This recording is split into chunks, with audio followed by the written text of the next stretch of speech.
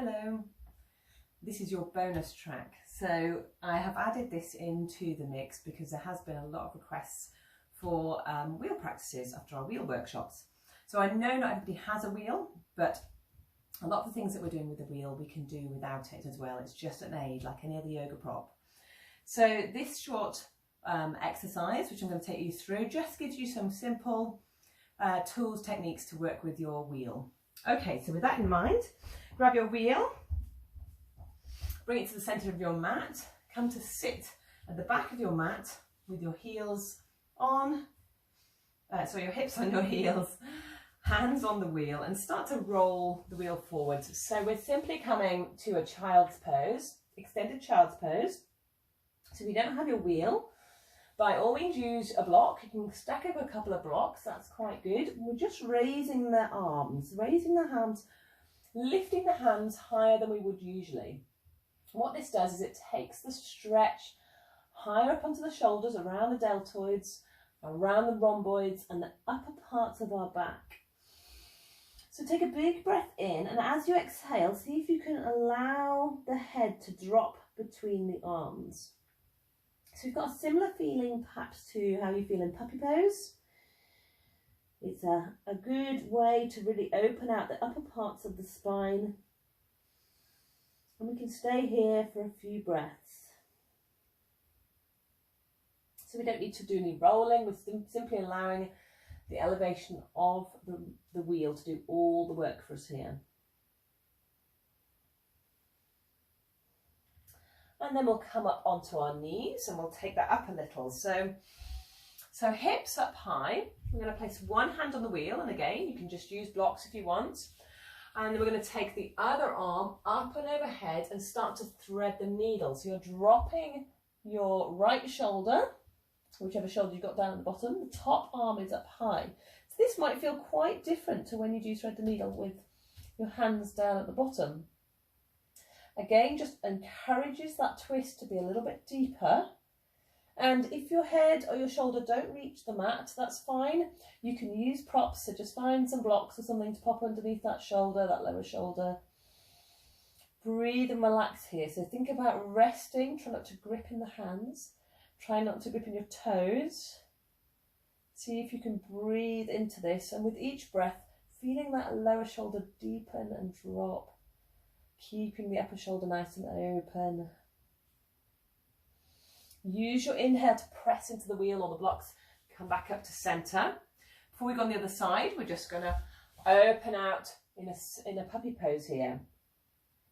So starting to roll, you can roll those arms forward. So just giving a little bit of momentum to the wheel. I absolutely love this pose. I think it feels great on the upper back. Really nice for any tense shoulder or neck. Really, really good.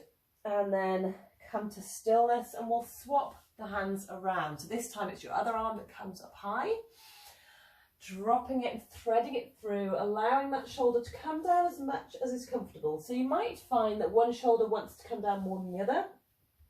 That's absolutely fine.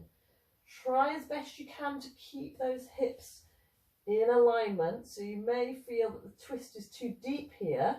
And if you're struggling to keep that alignment, I'd encourage you to place a block, a bolster, cushion, anything under that lower shoulder. Start to focus on your breath. Relaxing on your exhale, try not to grip. And then the next time we inhale, we'll use that in breath to come back to centre. And we'll go back into that puppy pose. So rolling through, it's really nice when we're doing a twist to ensure that we're really rebalancing, recentering the spine. So the nice thing about using the wheel is it does give us a little bit of movement. We can roll and find a position that feels good, and if you find a particular position that you like, just hold there. I'm going to roll it back to centre. So everybody coming back up to centre. Now, this is an exercise that those of you who've done the wheel workshops with me will have done. But equally, you can do this with a bolster. So if you have a bolster, we can have a gentle heart opener here. You can use extra mats if you've got extra mats, cushions, anything at all. We're going to start with our legs crossed and your wheel behind you. Thumbs on the wheel. Inhale, open the chest, open the heart, send the elbows back. So you want to feel like you're already really bringing those shoulder blades together and down the back body.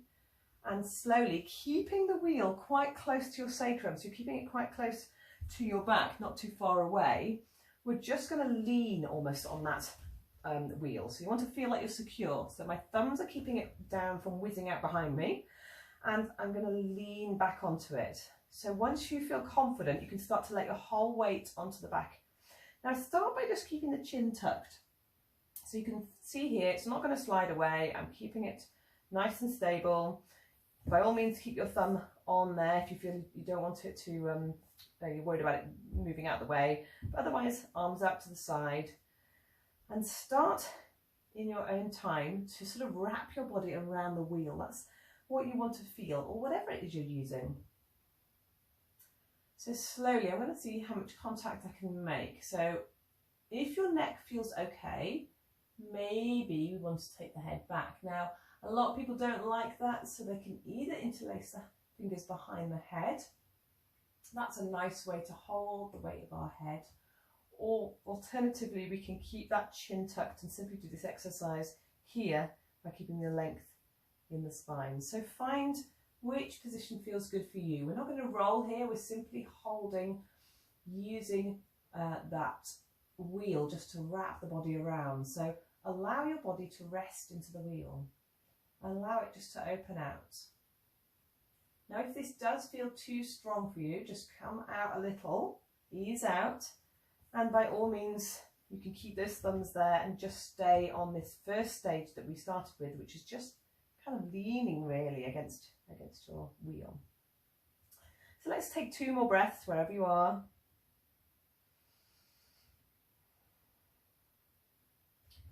And then slowly, slowly, slowly bringing ourselves back up to center.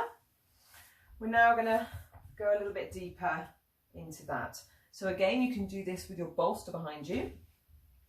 This time the feet are coming flat on the floor. Keeping that wheel behind us, we're going to roll it just a tiny bit away so that the wheel now has contact pretty much on the mid-spine. So it's behind your bra strap. And you may feel it's just at the bottom of shoulder blades. That's another good indicator. Pop your thumbs on that wheel to keep it steady. And we'll do the same thing.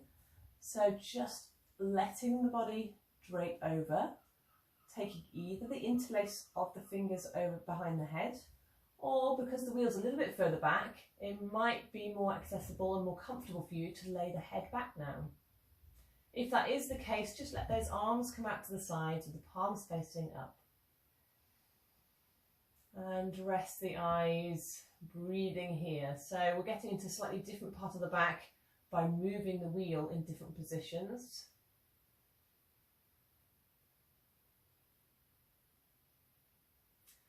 And then slowly, if your head is back, it's always nice to bring it up slowly, coming back to center. And just finding your center. So crossing the legs maybe. Hands on the knees, drawing that spine tall. Feeling the length.